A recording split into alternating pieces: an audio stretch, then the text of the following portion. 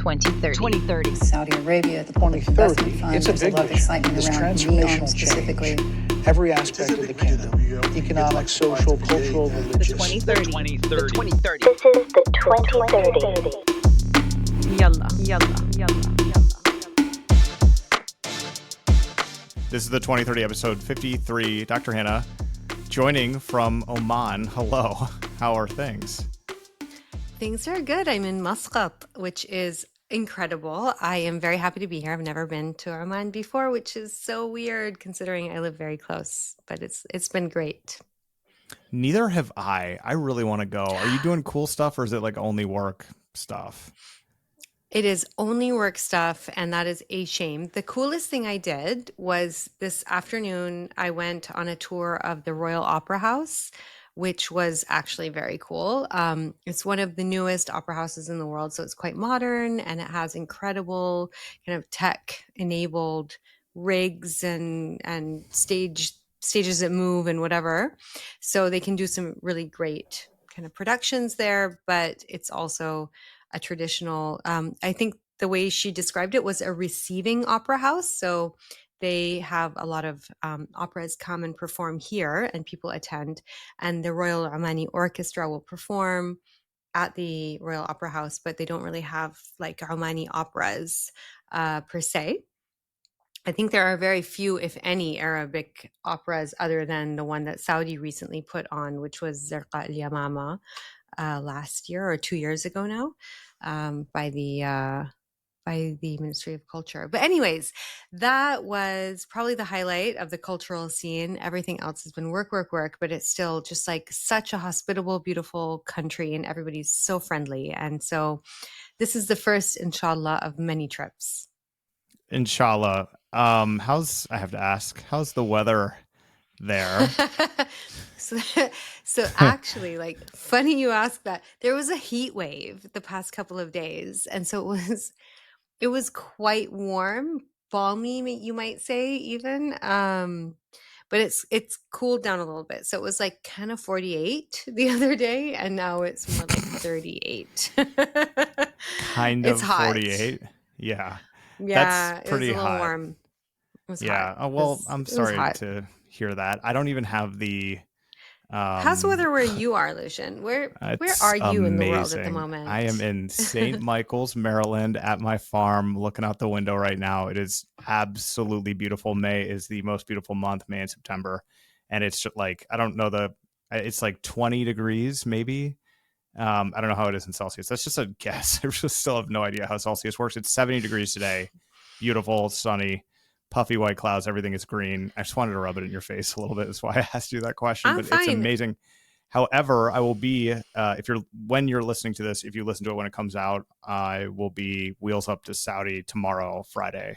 So I don't even have I wonder what the have the weather's like in chutzpah. Riyadh at the moment. Yeah, I don't even have the chutzpah to look. I'm not even going to do You're it. not going to I'm just look? gonna, I'll let I'm just you gonna know. let it be what it is. You I'm just know, gonna can't tell control you. it. Yeah, little nervous about that point though. I mean, for sure. But anyway, feedback. Great podcast on Saudi Arabia's vision. Liked how you broke it down, and I love the show. The world can benefit from this expert and insightful take on topics like these. Whoa, Dr. Hanaa, that was a good one. That's really I think good they were feedback. referring We to get my more of those. contribution. I hope. I don't care. I'll take. You are my partner in this. Your win is mine. I will take that. That is very nice. Yeah. I'm actually just messing with you because you were the one that did the deep dive on the vision. So thank you. Perhaps it was your contribution, your reply to that deep dive that really set off. That was from Hussein 34 Probably, on YouTube. but that's it. Anyway, that's really nice. Okay, and this other one That's is nice, also really Hussein. nice. This is from Nora in Dubai. Episode 53 was fire. She used 2 fires emojis, Dr. Hanaa. I think that's sweet. That's amazing. And then she says subscribing Wait, immediately. is this not episode 53? Sorry, I said 53. It's 52. I just said 53 because we were saying that, but she said episode 52 was fire. She can't. Okay. She is not. She cannot see into the future. I don't think. Maybe she can. Dubai is really This is going to be a advancing. great episode. Yeah, I can tell you already this is going to be a 2 emoji This fire is going to episode. be maybe a 3 emoji fire. Can we get to 3 emoji? That'd be amazing. We Let's do have to that. have dreams, right, in the world. Just in a few minutes, we're going to be talking about the evolving IP landscape in Saudi Arabia. We're seeing a bit of an innovation surge. I'm going to be leading that deep dive, tying it into venture capital. We'll get to news. We are aware that it's been 2 weeks now, maybe 3, with no interview, which was a result of a snafu, I should say, that happened. So we will have, don't worry, there'll be a hot run of interviews and you guys will be begging for deep dives. But that's what's up. And then we're going to get to news, and then I will start packing. And you're heading back to the Eastern Province, and then you're going to Riyadh. Is that right? For Monday and this coming week? That is true. I am traveling to Saudi tomorrow. I have a bit of Riyadh, Eastern Province back and forth, and then back to London for a while before a couple other short trips here and there. And then, yeah, it's a busy travel season. Where in the world is Dr. Hanaa Al-Moaib? Oman today, but you just don't know about tomorrow. Anyway, let's get to a deep dive.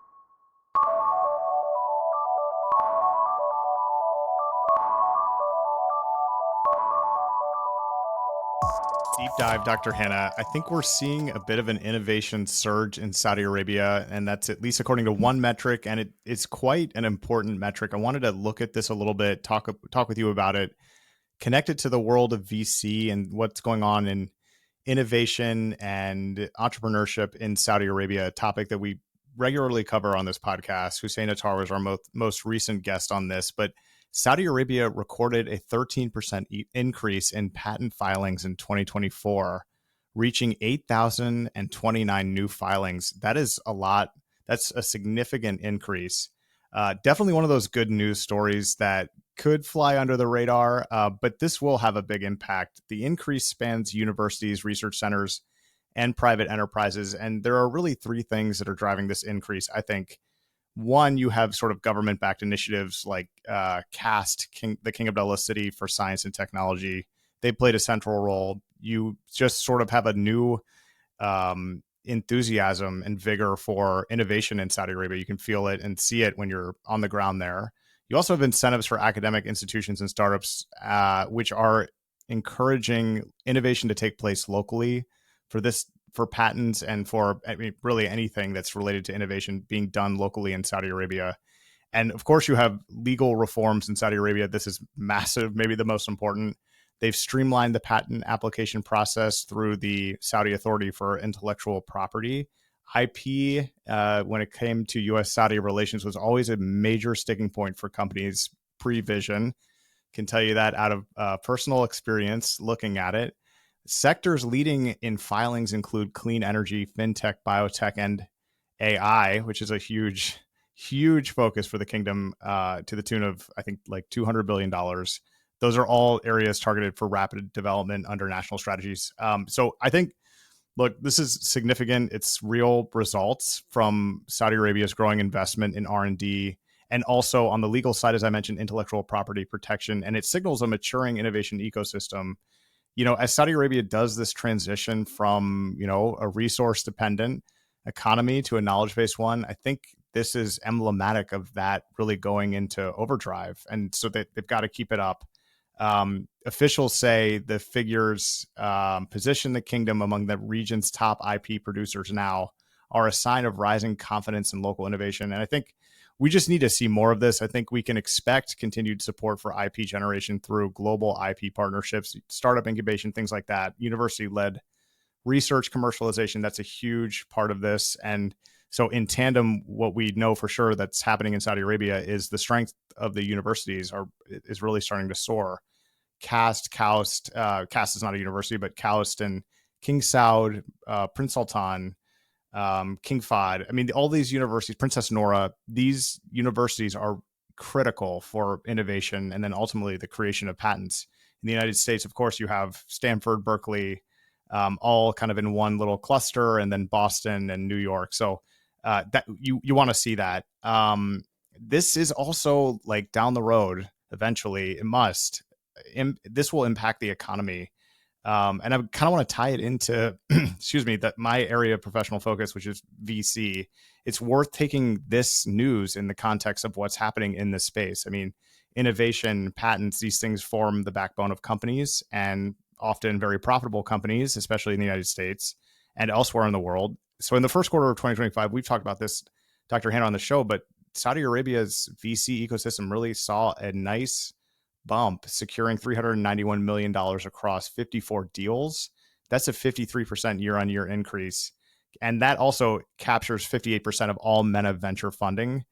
That's really good news for Saudi Arabia. Leading destination for VC in emerging markets, surpassing traditional hubs like Singapore, much smaller nation, not a really good comp, but I think Saudi Arabia sees a little bit of itself in Singapore's journey. Fintech dominated, of course, $384 million, 57% of total regional funding went to fintech, and that was bolstered by Tabby's $160 million Series E. So there was a bit of a bump just there from Tabby's next round of funding, but that's good. I mean, that's part of this number. Also, mid-stage investments A and B rounds saw and I hope you're sitting down for this number, a 437% increase year on year. And that's really important. And a focus on more mature startups, ones that have entered the market that are doing well, not just on the very early stage seed, pre-seed plays. So how do you keep this flywheel spinning? Like, what can Saudi do to build on this? I think the subject of this segment, right, where I've now wandered off, but I think patents, those represent innovation. They cement value to keep innovation, to keep it going, really.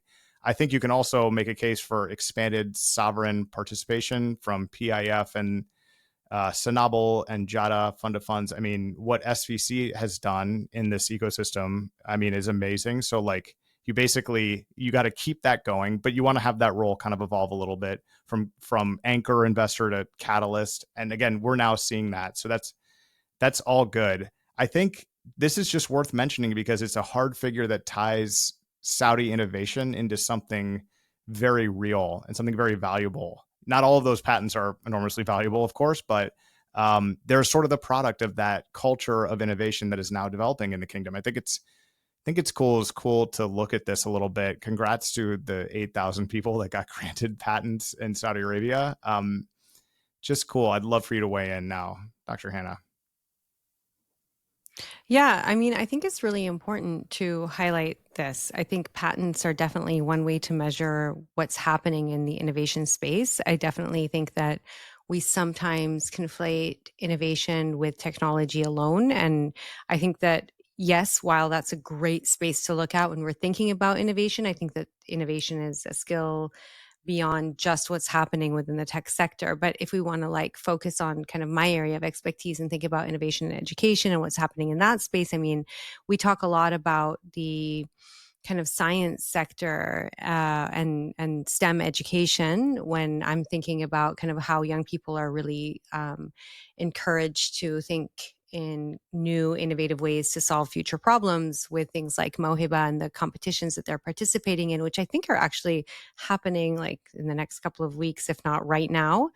But I think it's really interesting to think about the education sector and how the Ministry of Education is building a very integrated system for research, innovation, entrepreneurship to achieve this kind of growth for the future. And that's a pipeline for more patents, more new technologies, but also just new ways to solve global issues and problems that we're faced with, and really to think about empowering young people, but beyond empowering young people alone, to empower the relevant kind of authorities that are involved in working with kind of young people and young businesses to really feed into that. So if you think about digital transformation, for instance, how Saudi is kind of embracing digital transformation in education through I don't know, Madrasati, which is their AI-driven tech platform, for instance. That was a homegrown tech.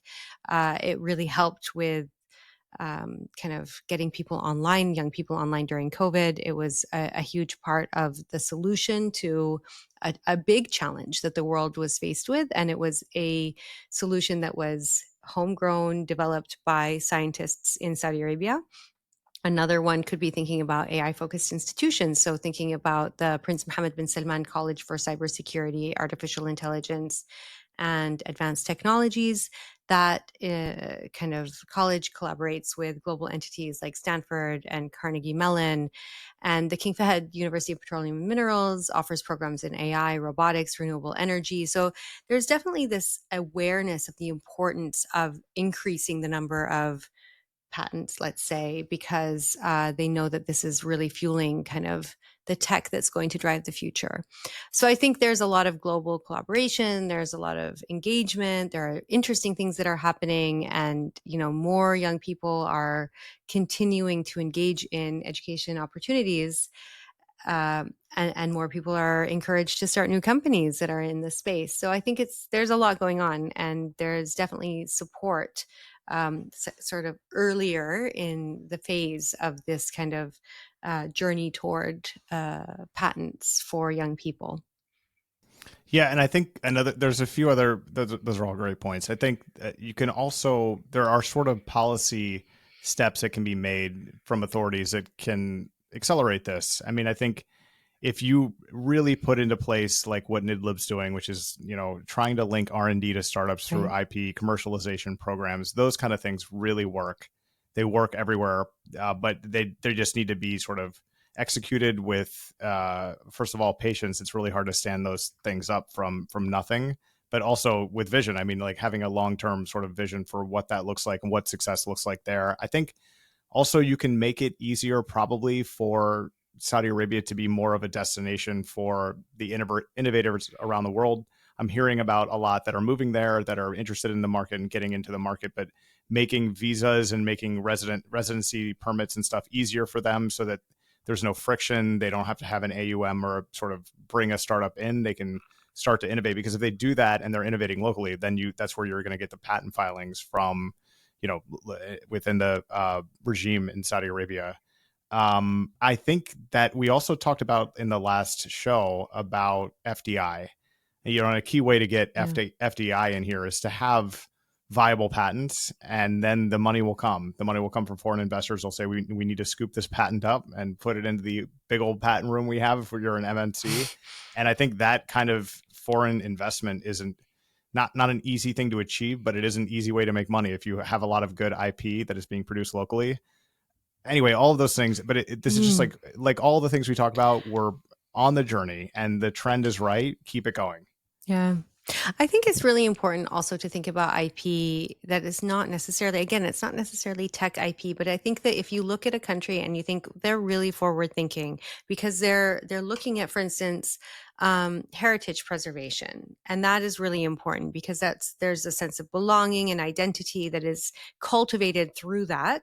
But at the same time, you're thinking of ways for people to engage in culture and heritage in new ways. So thinking of what the Ministry of Culture is doing, for instance, in different areas, but also thinking of other institutions that are rising up within Saudi. So I really think it's important to think about cultural innovation, for instance, and not just like the tech startups, right? So I think it's important to think, for instance, about ITHRA, the King Abdulaziz Center for World Culture, which is in Lahran, and what they're doing for cultural enrichment, the new museums that they're developing, the libraries, the training that they're doing for young people. It's super important. But thinking also then of like El Balad in Jeddah, and how artists are rejuvenating this UNESCO World Heritage Site by integrating modern creativity with traditional architecture, turning it into a vibrant cultural hub, how it's hosting new and innovative events. So I think there's really so many different areas that we need to look at when we think about innovation. And you need to think about a culture of innovation. And that's a really important part of the entire kind of movement toward really being an innovative society. 100%, 100, as the kids would say. And I would give that response as a closing response 3 fire emojis. Thank you for that. Let's get to the news. Let's get to the news.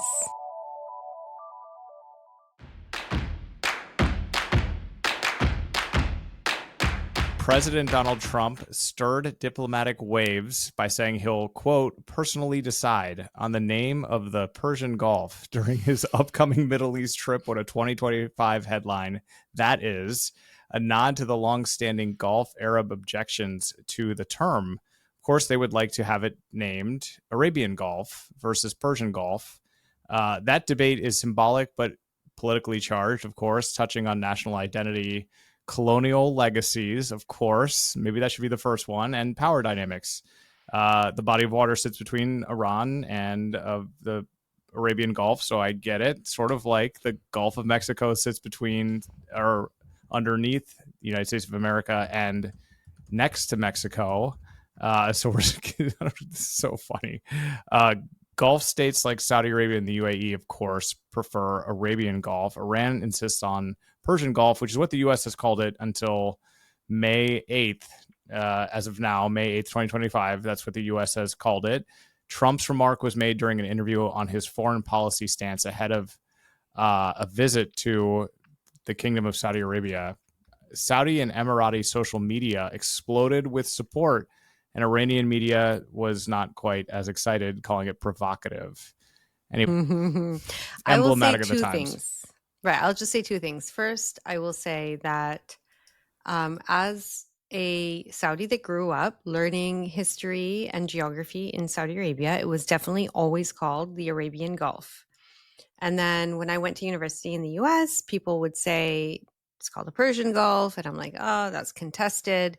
But I think that all of that is something that we can be very active in debating here in the region. Having a superpower come to the region and try and rename a body of water in the same vein that they have done so in another part of the world that is in their actual territory is just provocative, and I find it really, really frustrating. And I'm getting political here, but it's very frustrating. And I will just say one more thing. So that's my first thing.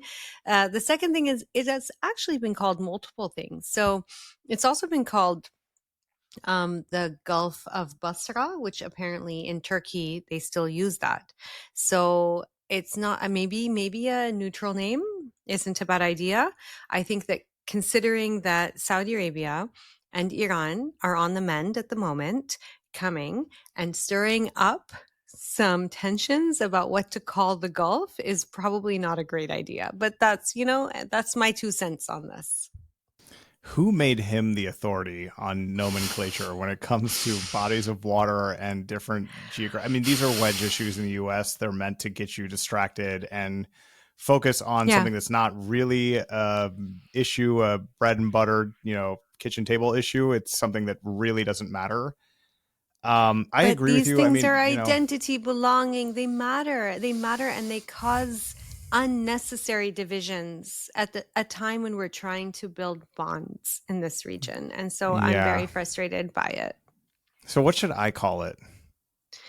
The Gulf. Just stop there. It's a Gulf. The Gulf. It's but it's the Al-Khalij. Hold on a second. Al-Khalij. It doesn't have to be Al-Khalij al-Arabi. It doesn't have to be Al-Khalij al-Farisi, al-Irani. Just call it the Gulf for now and just stop there. I think that's a good strategy at the moment. The problem with that is when I say the Gulf, people immediately think Gulf of Mexico, and they're like, whereabouts? Isn't that the wrong name for that Gulf at the moment? No, I'm sticking with Gulf of Mexico, and I'm cool with Gulf of Arabia. Actually, I'm good with. Are going to stick with Persian Gulf, and Arabs are going to stick with Arabian Gulf, and everybody's going to stick with the name that they want to stick with. And so, if you come and you try and relabel things, you're going to cause divisions and get people emotionally charged like I am, and I don't even want to be. I'm trying to be neutral here. So I think it's a good idea to just call it like the Gulf. And when people ask you, where are you, be like the one over between Iran and Saudi Arabia. The Gulf of Basra, right? And they're like, what? There you go. I like that. Let's go there. Okay. Anyway, so that's really interesting. Another thing that happened, Lucien, very recently is there was a bit of a reshuffle or a series of royal decrees at changes in government positions that were announced. I will say that a lot of these are probably positions that people are not necessarily very aware of. And some of these are probably, very important in certain parts of the country, but they're not necessarily key changes that people are going to feel outside of like the spheres of influence of these positions and these decision makers. So since the news just happened, I thought let's mention them here. I'm sure you're very excited that I'm the one that gets to read these names, Lucian. I'm because so, this oh way, my gosh, yeah. I'm so excited that it's not me. Yeah, totally. So Prince Bender bin Mugrin bin Abdulaziz Al Saud is appointed advisor at the royal court. And then Prince Nasser bin Mohammed bin Abdullah bin Jloui Al Saud is also appointed deputy governor of Jizan. With the rank of excellent, which is basically they become, kind of minister status. Prince Fahad bin Saad bin Faisal bin Saad Al Saud has been relieved of his membership in the Shura Council and appointed deputy governor of Al Qasim region. And then Prince Dr. Abdulaziz bin Mohammed bin Abdulaziz bin Ayaf Al Mugrin, special advisor to the king, is assigned to act as deputy minister of interior. Dr. Nasser bin Abdulaziz Dawood has been relieved of his post as Deputy Minister of Interior and appointed Deputy Minister of the National Guard with the rank of Minister. And Mr. Fahad bin Abdullah Al-Askar is appointed Deputy Chief of the Royal Court with the rank of Minister. Mr. Tamim bin Abdulaziz Al-Salim is appointed Deputy Private Secretary to the King with the rank of Minister. And Dr. Mohammed bin Saud bin Musa Timimi has been relieved of his position as governor of the Communications, Space and Technology Commission and appointed as governor of the National Emergency Management Authority.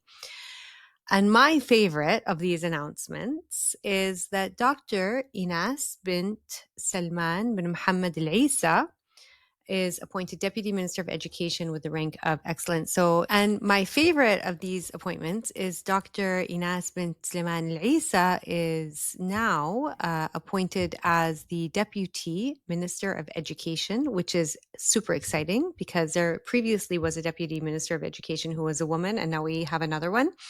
But Dr. Inas bint Sulaiman Al-Isa was previously the president of Princess Noura bint Abdurrahman University. She has also been in the ranking of excellent for a while as the basically Her Excellency Dr. Inas has been the president of Princess Noura University for a while, I believe since 2019. And I'm very, very happy with this news. We do need more women who are ministers or at least deputy ministers on their way there. So I'm very excited for this news. Yeah, I don't think you pronounced any of those names correctly, but that's okay. We don't need to spend any time on that. But I think that what you just said something in the last bit there that, hopefully they're on their way there. I think it's interesting. These are a lot of deputyships that have been appointed: Deputy Chief of Royal Court, Deputy Private Secretary to the King. It's kind of interesting to look at it from that lens. There are no major sort of top level minister shakeups here, and I think that they wouldn't be doing that before the visit of President Trump. But I think it's very interesting. Like this, is this like a move to get a new guard in as, starting to learn from the minister level and contribute in that way? I mean, it's, first of all, this is Kremlinology stuff. Nobody really knows, but it seems like maybe that's what this is. But either way, congratulations to all the new appointees. Congratulations to them. I would say, I think what it means really more than anything else is that when you have these high-ranking positions change in a place like Saudi Arabia, these are royal decrees, and therefore the announcements have a lot of kind of clout to them, but they are HR decisions to a large degree. But sometimes they carry quite a bit of weight. And I think that appointing a woman as a deputy minister is very, very important at this moment in time. The Deputy Minister of Education, I mean, she has been the president of a university for several years now. So this is exciting news for me. I'm very excited about it. 6 years as a deputy minister, as the president of the university, now a deputy minister. I'm really, really excited for the first minister in Saudi Arabia who is a woman. So inshallah, it will be Dr. Inas, or somebody that is also in a position to change things up a little bit and bring a new perspective on the way things need to be done. Inshallah. We have a major status update, I think. I don't know if it's a major status update, but I like this update on the kingdom's green initiative, the Saudi Green Initiative. Saudi Arabia has planted over 141 million trees so far as part of its national afforestation program, one of the core components of the Saudi Green Initiative. The mass planting drive is a bold counter to the kingdom's historical environmental challenges. Of course, that's why it's being undertaken, and a major step forward toward climate adaptation in one of the world's very driest and warmest countries, as we know and discussed at the beginning of this show. The goal, of course, is 10 billion trees by 2050. And so we're 10% there. No, we're like 1.41% there. We got a lot of trees to plant, but we're off to a good start. Trees have been planted across 150 sites in Saudi Arabia, including deserts, parks, cities, and city peripheries. Satellite monitoring is being used to track survival rates and ecological impact, which is awesome. And yeah, I mean, this really ties directly into Saudi Arabia and Riyadh's bid to be a leader in the environmental space. It's part of the whole green initiative. It's part of the vision for the kingdom to undergo these type of projects, including making cities and stuff cooler. And there's a lot of benefits to Saudi Arabia for doing this, but it's part of its sort of like global contribution to combating climate change. And yeah, so 141 million trees, Dr. Hanaa, what do you think? It's a lot of trees. I think, A lot of trees. one of the things that a lot of people consistently raise as a point when talking about planting trees in the Saudi Green Initiative is that water remains a concern in a region that obviously does not have a lot of it. So I think it's really important to highlight that Saudi Arabia is aware of that and is using, a shift to basically treated wastewater in order to irrigate the trees and kind of agricultural planting that's not necessarily for human consumption. But in addition to that, they really are looking at a shift to native species and making sure that the trees that are being planted are resourceful trees that can survive in the climate of Saudi Arabia and can survive beyond kind of what trees in other parts of the world might need in terms of access to water. Some trees are incredibly resilient in that way. And also, I think it's really important to think about then what Saudi Arabia is doing in other tech around agriculture. So vertical greening, mangrove restoration, which is basically replanting trees that grow in the sea, so mangrove restoration along the coasts, and then other ways of ensuring that people are aware of how to preserve and maintain kind of a sustainable green economy in different ways. So I think there's a lot that's being done that's not just planting trees that don't belong in that part of the world. It's actually a very it's a calculated approach to greening the environment. Yeah, it's cool. It is cool. And finally, on that note, to wrap things up, we have a little bit of news on a new PIF-backed hotel that looks awesome. So moving away from the greening and looking at luxury hotels, the Boutique Group, which is a luxury hospitality brand owned by PIF, will open its first Palace Hotel in 2026, reviving Heritage Royal Residences as an ultra premium destination. It's part of Saudi Arabia's drive into heritage-driven luxury tourism, blending cultural authenticity with ultra-modern amenities.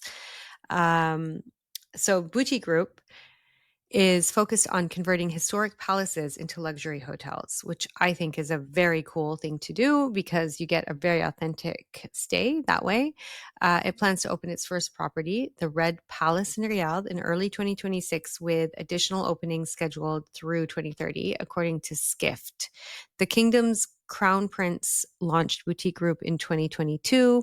The group plans to expand beyond palace conversions to heritage-inspired resorts across regions like El Ula, Diriyah, and Abha. So yeah, the property looks amazing, and I don't know a whole lot about it, but I think you might have some opinions about it, Lucien. Yeah, I'm going to be staying there exclusively, of course, going forward as soon as they In the palace. In the palace, as soon as they open it up. I mean, this is this is a like play for high end sort of hospitality. And we've known about this for a while. They announced the boutique group in 2022. Of course, it takes a while to ramp up a hotel group like this, especially if you're in this kind of space. Things don't happen that quickly. But 3 years in, we still don't have a hotel yet. It sounds like we'll be waiting just a little bit more. But the CEO of the boutique group, Christoph Maris, says he's confident in the rollout. This is according to the article. He emphasized, quote, a new Saudi standard of hospitality, blending royal heritage with global luxury benchmarks. So it's going to be really dope. I don't think anybody's not going to like it. There's another site called the Japanese Palace in Jeddah, which will open in late 2026, Jeddah. 2 more historic sites will follow in late 2027 and early 2028. The Al Hamra Palace in Jeddah, 77 keys, and Tuwaiq Palace in Riyadh, 96 keys. Wellness areas, restaurants, the works. Sounds awesome.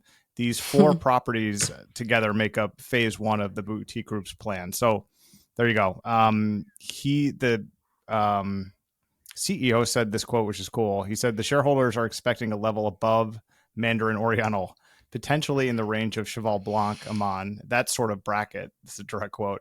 Our hotels will be relatively small in key count, but the palaces themselves are enormous. Of course they are. And this sounds amazing. I'm so excited to see this. There are some good options in Riyadh for very high-end luxury hospitality, but as we know, that city, based on hotel prices, needs more capacity. So it's good they're getting it. And we're going to include some pics of this place, the first one, which looks amazing. And you decide, and then you write some feedback and use 3 fire emojis for us, and we'll be happy. Fire emojis and fire like maybe emojis. some thumbs up, some like fireworks.